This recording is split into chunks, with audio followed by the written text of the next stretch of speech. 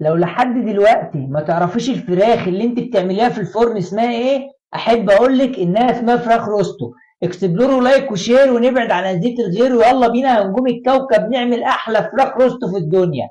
ولاد حلال، فلفلتين زيهم ومش شرط يكونوا الوان. دلعنا الامور بطماطمايه. متدلع انزل بالصلصه البوريه وخلي الناس كلها تولع. حته من التوم الفريش عشان وشك ما يكرمش. التكات والحركات: توم باودر، فلفل اسود، بهارات فراخ، بصل باودر، سنه من الكركم، حته من السماق، بابريكا وملح. وهنزل هنا بقى كده قليلا من الزيت بفراخنا، ونقلب من ده على مرنده.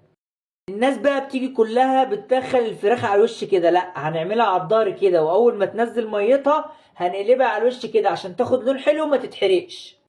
الجميل اللذيذ. وهننزل ببولة الرز، حبة من البقدونس، ننزل بقى بالربع الروستو والجمال والحلاوة والشياكة. شيلي بقى كده بحبة من الصوص، حاجة روعة جدا، حاجة جامدة جدا. اكسبلور كتير ولايك كتير يا نجوم الكوكب يا جامدين.